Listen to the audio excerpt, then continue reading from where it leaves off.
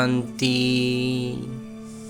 आज 26 अप्रैल 2024 की मुरली है।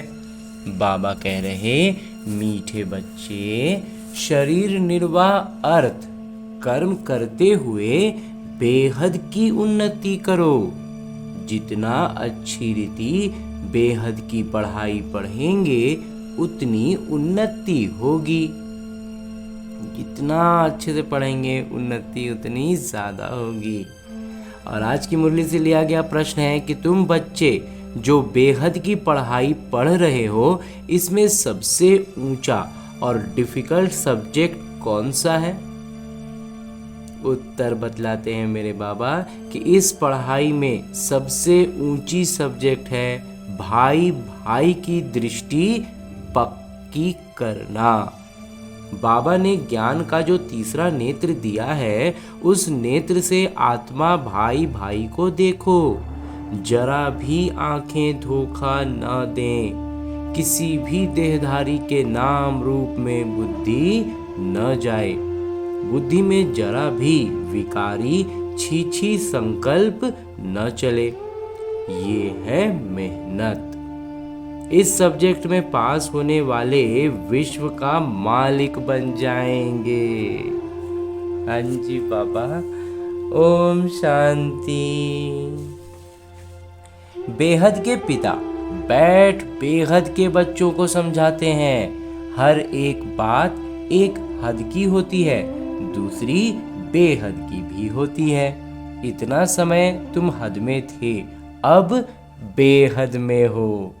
तुम्हारी पढ़ाई भी बेहद की है। बेहद की बादशाही के लिए पढ़ाई है। इससे बड़ी पढ़ाई कोई होती नहीं। और इसको पढ़ाते कौन है? बेहद के पिता भगवान। आगे बाबा कहते हैं कि शरीर निर्वाह अर्थ भी सब कुछ करना है, फिर अपनी उन्नति के लिए भी कुछ करना होता है। बहुत लोग नौकरी करते भी उन्नति के लिए पढ़ते रहते हैं। वहाँ है हद की उन्नति, यहाँ बेहद के पिता के पास है बेहद की उन्नति। बाबा कहते हैं हद की और बेहद की दोनों उन्नति करो। बुद्धि से समझते हैं, बुद्धि से समझते हो।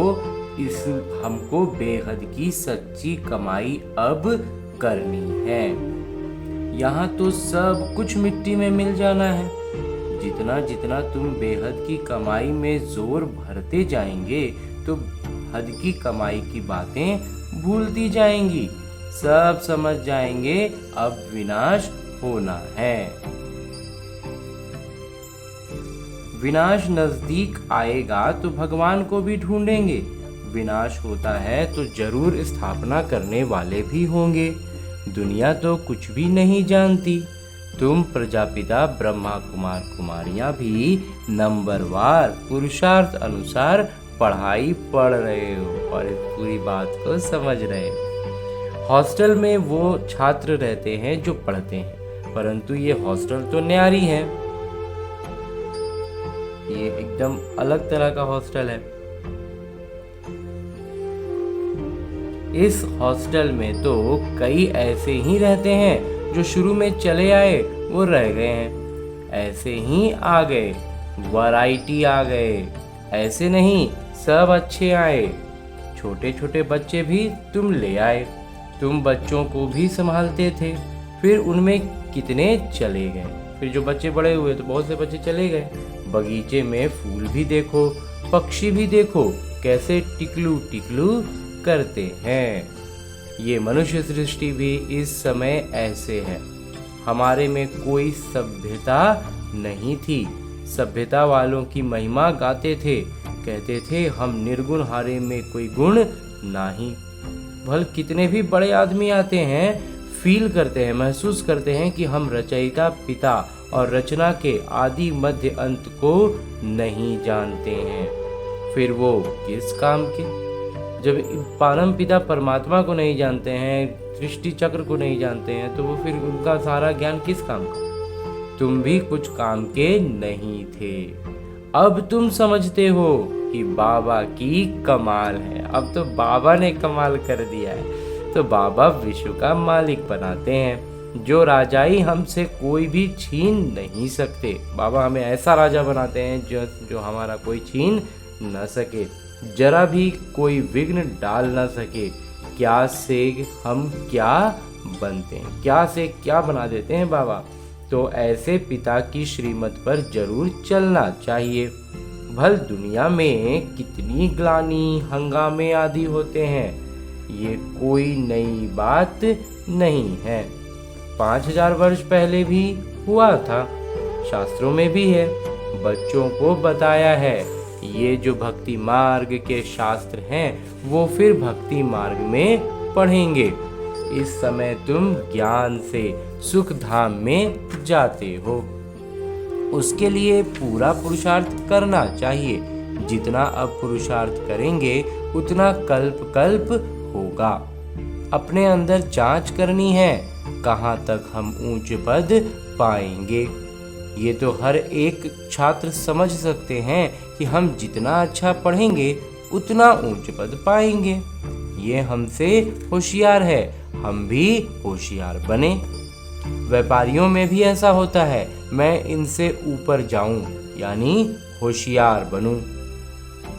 अल्पकाल सुख के लिए मेहनत करते हैं। बाबा कहते हैं, मीठे मीठे बच्चों, मैं तुम्हारा कितना बड़ा पिता हूँ। साकारी पिता भी हैं तो निराकारी भी हैं, दोनों इकट्ठे हैं। दोनों मिलाकर कहते हैं, मीठे बच्चे, अब तुम बेहद की पढ़ाई को समझ गए हो और तो कोई जानते ही नहीं।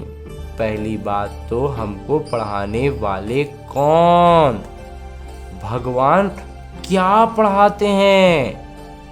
राजयोग। और तुम राज ऋषि हो। वो हैं हठ योगी, वे भी हैं ऋषि परंतु हद के, उनकी कुछ लिमिटेशंस हैं। वो कहते हैं हमने घर बार छोड़ा है। ये कोई अच्छा काम किया है क्या? घर बार छोड़ के संन्यास ले लिए तो ये कोई अच्छा काम तो नहीं हुआ। तुम घर बार तब छोड़ते हो जब तुमको विकार के लिए तंग करते हैं। उनको क्या तंगी हुई? तुमको मार पड़ी तब तुम भागी हो। एक एक से पूछो, कुमारियों ने, स्त्रियों ने कितनी मार खाई है तब चली आई हैं। शुरू में कितने आए? यहाँ मिलता था ज्ञान अमृत तो चिट्ठी ले आई कि हम ज्ञान अमृत पीने ओम राधे के पास जा रहे हैं। ये विकार पर झगड़ा हंगामा शुरू से चलता आ रहा है। बंद तब होगा जब आसुरी दुनिया का विनाश होगा, फिर आधा कल्प के लिए बंद हो जाएगा। ये विकारी बातें आधा कल्प के लिए बाबा कहते हैं बंद हो जाएगा। अभी तुम बेहद के बच्चे बाबा से प्रारब्ध लेते हो। बेहद के पिता सबको बेहद की प्रारब्ध देते हैं। हद का पिता हद का प्रारब्ध देते हैं। वो भी सिर्फ बच्चों को ही वर्षा मिलता है। पिता का वर्षा सिर्फ बच्चों को ही ना मिलेगा। यहाँ बाबा कहते हैं तुम बच्ची हो या बच्चा, दोनों वर्षे के हकदार हो। लौकिक में तो सिर्फ बेटों को मिलता है, लेकिन यहाँ बेटा बेटी सब एक है, क्योंकि बाबा आत्मा में देखते हैं। तो उस लौकिक पिता के पास भेद रहता है। सिर्फ बच्चे को, बेटों को वारिस बनाते हैं। स्त्री को हाफ पार्टनर कहते हैं, परंतु उनको भी हिस्सा देते नहीं हैं। बच्चा ही संभाल लेते हैं, बच्चों को ही फिर डायरेक्ट मिल जाता है। तो बाबा का बच्चों में मोह रहता है। ये पिता तो कायदे अनुसार सभी बच्चों यानी आत्माओं को वर्षा देते हैं। यहाँ बच्चे व बच्ची के भेद का मालूम ही नहीं है। तुम कितने सुख का वर्षा बेहद के पिता से लेते हो, फिर भी पूरा पढ़ाई पढ़ते नहीं, पढ़ाई को छोड़ देते हैं। बच्चियाँ लिखती हैं, बाबा फलाने ने खून से लिख कर दिया है, अब नहीं आता। कभी एक समय था जब खून से पत्र बाबा को लिख के दिया था, और आज का समय है कि वो नहीं आता है। तो खून से भी लिखते हैं, बाबा आप प्यार करो व ठुकराओ, हम आपको कभी नहीं छोड़ेंगे। परंतु परवरिश लेकर फिर भी चले जाते हैं। फिर बाबा की पालना में भी रहते हैं और उसके बाद फिर चले जाते हैं, माया खींच लेती है। तो बाबा ने समझाया है, ये सब नाटक है। कोई आश्चर्यवत भागंती होंगे, यहाँ बैठे हैं तो निश्चय है ऐसे बेहद के पिता को हम छोड़ेंगे कैसे। ये तो पढ़ाई भी है, गारंटी भी करते हैं कि हम साथ ले जाएंगे। सतयुग आदि में इतने सब मनुष्य नहीं थे। सतयुग आदि में इतने सब मनुष्य तो नहीं थे। अभी संगम पर सभी मनुष्य हैं। सतयुग में बहुत थोड़े होंगे। इतने समय धर्म वाले कोई भी नहीं रहेंगे। इतना जितना भी धर्म वगैरह का भी भीड़ हो गया, ये कोई नहीं रहेंगे। उसकी सारी तैयारी हो रही है। ये शरीर छोड़ शांति धाम में चले जाएंगे। हिसाब किताब चुकतू कर जहाँ से आए हैं किरदार निभाने वहाँ चले जाएंगे। वो तो होता है 2 घंटे का नाटक, ये है बेहद का नाटक। तुम जानते हो हम उस घर के रहवासी हैं और हैं भी एक पिता के बच्चे। रहने का स्थान है निर्वाण धाम, वाणी से परे। वहाँ आवाज होती नहीं। मनुष्य समझते हैं ब्रह्म में लीन हो जाते हैं। बाबा कहते हैं आत्मा अविनाशी है, उनका कभी विनाश हो ना सके। कितनी जीव आत्माएं हैं। अविनाशी आत्मा जीव द्वारा किरदार निभाती हैं। सब आत्माएं नाटक के कलाकार हैं। रहने का स्थान ब्रह्मांड वो घर है। आत्मा अंडे मिसल दिखाई पड़ती हैं, वहाँ ब्रह्मांड में उनके रहने का स्थान है। हर एक बात को अच्छी रीति समझना है। नहीं समझते हैं तो आगे चलकर आप ही समझ जाएंगे। अगर सुनते ही रहेंगे तो, अगर निरंतर ज्ञान लेते रहेंगे, मुरली सुनते रहेंगे तो धीरे धीरे समझ जाएंगे। छोड़ देंगे तो फिर कुछ भी समझ नहीं सकेंगे। तुम बच्चे जानते हो ये पुरानी दुनिया खत्म हो, नई दुनिया स्थापन होती है। बाबा कहते हैं कल तुम विश्व के मालिक थे, अब फिर तुम विश्व के मालिक बनने आए हो। गीत भी है ना, बाबा हमको ऐसा मालिक बनाते हैं जो कोई हमसे छीन न सके। आकाश, जमीन आदि पर हमारा कब्जा यानी अधिकार रहता है। पूरी धरती, पूरा आकाश पर अधिकार बाबा देते हैं। इस दुनिया में देखो क्या क्या है, सब है मतलब के साथी। वहाँ तो ऐसा नहीं होगा। जैसे लौकिक पिता बच्चों को कहते हैं ये धन माल सब कुछ तुमको देकर जाते हैं, इनको अच्छी रीति संभालना। बेहद के पिता भी कहते हैं तुमको धन माल सब कुछ देते हैं। तुमने हमको बुलाया है पावन दुनिया में ले चलिए, तो जरूर पावन बनाकर विश्व का मालिक बनाऊंगा। बाबा पहले पावन बनाएंगे तब तो विश्व का मालिक बनाएंगे। तो बाबा कितनी युक्ति से समझाते हैं। इनका नाम ही है सहज ज्ञान और योग। एक क्षण की बात है, सेकंड में मुक्ति, जीवन मुक्ति। एक क्षण भर में मुक्ति और फिर जीवन मुक्ति। तुम अब कितना दुरादेशी बुद्धि हो गए हो, दुरादेशी बुद्धि हो गए हैं। यही चिंतन होता रहे कि हम बेहद के पिता द्वारा पढ़ रहे हैं। हम अपने लिए राज्य स्थापन कर रहे हैं, तो उसमें हम ऊंच पद क्यों ना पाएं, हम कम क्यों पाएं। राजधानी स्थापन होती है, उसमें भी मर्तबे होंगे ना। दास दासियां ढेर होंगे, वो भी बहुत सुख पाते हैं। साथ में महलों में रहेंगे, सुख भी होगा, महल में रहेंगे। बच्चे आदि को संभालते होंगे, कितना सुखी होंगे। सिर्फ नाम है दास दासी, महल में रहेंगे, सुख में रहेंगे, अरे नाम रहेगा, पद रहेगा दास दासी का। तो राजा रानी खाते, वहीं दास दासियां भी खाते हैं। प्रजा को तो नहीं मिलता है। दास दासियों को भी बहुत मान है, परंतु उनमें भी नंबरवार हैं। दास दासियों में भी है ना, ऊंचे और नीचे तरह के दास दासी होते हैं। तो तुम बच्चे सारे विश्व के मालिक बनते हो। दास दासियां तो यहाँ भी राजाओं के पास होते हैं। राजकुमार की जब सभा लगती है, आपस में मिलते हैं तो पूर्ण श्रृंगार किए हुए ताज आदि सहित होते हैं। फिर उनमें भी क्रमशः बड़ी शोभनीय सभा लगती है। उनमें रानियां नहीं हो बैठती हैं, वो पर्दे में रहती हैं। ये सब बातें बाबा समझाते हैं। उनको तुम प्राण दाता कहते हो, जिए दान देने वाला, घड़ी घड़ी शरीर छोड़ने से बचाने वाला। वहां मरने की चिंता नहीं होती है। यहाँ कितनी चिंता रहती है, अब मर जाएंगे, कब मर जाएंगे, कब किसके साथ क्या हो जाएगा। वहाँ बाबा कहते हैं ऐसा कोई चिंता रहता ही नहीं है। थोड़ा कुछ होता तो बुलाएंगे डॉक्टर को कि कहीं मर ना जाए। वहाँ डर की बात ही नहीं, तुम काल पर जीत पाते हो। तो कितना नशा रहना चाहिए। पढ़ाने वाले को याद करो तो भी याद की यात्रा हुई। पिता, शिक्षक, सद्गुरु को याद करो तो भी ठीक है, जितना श्रीमत पर चलेगी। मनसा वाचा कर्मणा पावन बनाना, जितना ज्यादा श्रीमत पर चलेंगे, मनसा वाचा कर्मणा सीधा पावन होता जाएगा। बुद्धि में विकारी संकल्प भी ना आए, तब होगा जब भाई भाई समझेंगे। बहन भाई समझने से भी छीछी हो जाते हैं। भाई बहन भी समझेंगे ना तो भी गड़बड़ी हो जाती है। पूरी तरह से उसको सिर्फ आत्मा रूप में देखना है, खुद को भी और अन्य आत्माओं को भी। तो सबसे अधिक धोखा देने वाली ये आंखें हैं। इसलिए बाबा ने तीसरा नेत्र दिया है, जो अपने को आत्मा समझ भाई भाई को देखो।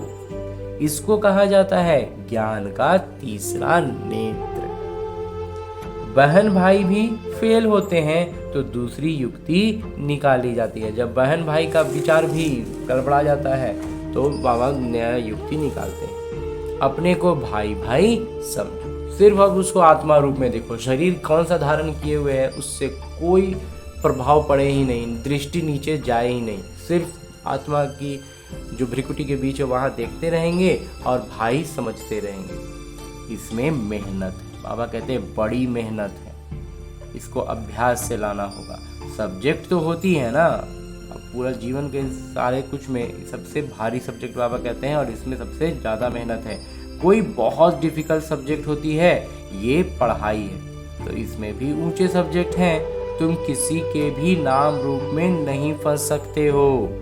बहुत बड़ा इम्तिहान है। विश्व का मालिक बनना है। मुख्य बात बाबा कहते हैं भाई भाई समझो। तो बच्चों को इतना पुरुषार्थ करना चाहिए, परंतु चलते चलते कितने धोखेबाज भी बन पड़ते हैं। यहाँ भी ऐसे होता है। अच्छे अच्छे बच्चों को माया अपना बना देती है। तब बाबा कहते हैं मुझे फारकती भी दे देते हैं और डाइवोर्स भी दे देते हैं। फारकती बच्चे और बाबा की होती है और डाइवोर्स स्त्री और पति का होता है। बाबा कहते हैं हमको दोनों मिलते हैं, फारकती भी दे देते हैं और डाइवोर्स भी दे देते हैं। अच्छी अच्छी बच्चियां भी डाइवोर्स देकर जाकर रावण की बन जाती हैं। वंडरफुल खेल है ना। माया क्या नहीं कर देती है। बाबा कहते हैं माया बड़ी कड़ी है। गायन है गज को ग्राह ने खाया। बहुत गफलत कर बैठते हैं, बहुत सारी गफलत हो जाती है। तो बाबा से बेअदबी करते हैं तो माया कच्चा खा लेती है। बाबा की श्रीमत से थोड़ा सा भी छिटकते हैं ना तो माया जो है वो एकदम सीधे निकल जाती है। माया ऐसी है जो कोई कोई को एकदम पकड़ लेती है। अच्छा, बच्चों को कितना सुनाएं, कितना सुनाऊं। मुख्य बात है अल्फ। मुसलमान भी कहते हैं सवेरे उठकर अल्फ को याद करो। ये बेला सोने की नहीं है, इस उपाय से ही विकर्म विनाश होते हैं और कोई उपाय नहीं। बाबा तुम बच्चों के साथ कितने वफादार हैं, कभी तुमको छोड़ेंगे नहीं। आए ही हैं सुधार कर साथ ले जाने। याद की यात्रा से ही तुम सतो प्रधान होंगे, उस तरफ जमा होता जाएगा। बाबा कहते हैं अपना चौपड़ा रखो। कितना याद करते हैं, कितनी सेवा करते हैं। व्यापारी लोग घाटा देखते हैं तो खबरदार रहते हैं, घाटा नहीं डालना चाहिए। कल्प कल्पांतर का घाटा पड़ जाता है, एक बार का घाटा नहीं होगा। एक बार घाटा का मतलब है कल्प कल्पांतर घाटा होने लग जाएगा। अच्छा, मीठे मीठे सिकिलते बच्चों प्रति माता पिता बाबा का याद प्यार और आशीर्वाद। रूहानी बाबा की रूहानी बच्चों को नमस्ते। हम रूहानी बच्चों की ओर से रूहानी बाबा को माता पिता को याद प्यार और प्रणाम। धन्यवाद बाबा, धन्यवाद। मुरली के लिए भी धन्यवाद और इस अनूठे अलौकिक ब्राह्मण जीवन के लिए भी बहुत बहुत बहुत धन्यवाद बाबा, बहुत धन्यवाद। धारणा है, आज की मुरली से लिए गए वो प्रमुख बिंदुएं जिन्हें हमें अपने ब्राह्मण जीवन में धारण करनी है। उनमें सबसे पहले है मनसा वाचा कर्मणा पावन बनाना है। बुद्धि में विकारी संकल्प भी ना आए, इसके लिए आत्मा भाई भाई हूँ ये अभ्यास करना है। किसी के नाम रूप में नहीं फंसना है। जैसे बाबा वफादार हैं, बच्चों को सुधार कर साथ ले जाते हैं, ऐसे वफादार रहना है। हमें भी बाबा से पूरा वफादार रहना है। कभी भी फारकती या डाइवोर्स नहीं देना है। और आगे मेरे बाबा वरदान दे रहे हैं। वरदान देते हुए मेरे बाबा कहते हैं, सदा हल्के बन बाबा के नयनों में समाने वाले सहज योगी भव। जो बच्चे हल्के बन जाएंगे वो बाबा के नैनों में समाएंगे, और जब बाबा के नैनों में समा जाएंगे तो सहज योगी हो ही गए। बाबा कहते हैं कि संगम युग पर जो खुशियों की खान मिलती है वो और किसी युग में नहीं मिल सकती। इस समय बाबा और बच्चों का मिलन होता है। वर्षा है, वरदान है। वर्षा अथवा वरदान दोनों में मेहनत नहीं होती है, इसलिए आपका टाइटल ही है सहज योगी। बाबा का वर्षा मिलने में, बाबा का वरदान मिलने में कोई मेहनत नहीं है। बाबा बच्चों की मेहनत देख नहीं सकते। कहते हैं बच्चे अपने सब बोझ बाबा को देकर खुद हल्के हो जाओ। इतने हल्के बनो जो बाबा अपने नैनों पर बिठाकर साथ ले जाएं। बाबा से स्नेह की निशानी है सदा हल्के बन बाबा की नजरों में समा जाना। और बहुत भावपूर्ण, भाव विभोर कर देने वाला बाबा ने आज वरदान दिया है। और अंत में स्लोगन है कि नेगेटिव सोचने का रास्ता बंद कर दो तो सफलता स्वरूप बन जाएंगे। नकारात्मकता का सोच को ही बंद कर देंगे तो सफलता स्वरूप बन जाएंगे।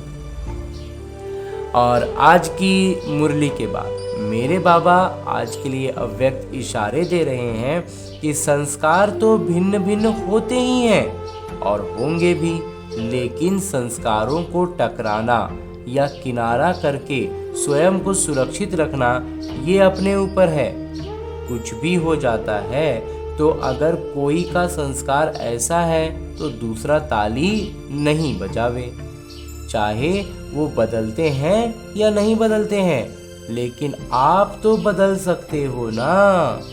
अगर हर एक अपने को बदले सामने समाने की शक्ति धारण करे तो दूसरे के संस्कार भी अवश्य ही शीतल हो जाएगा। हाँ जी बाबा। अच्छा, ओम शांति।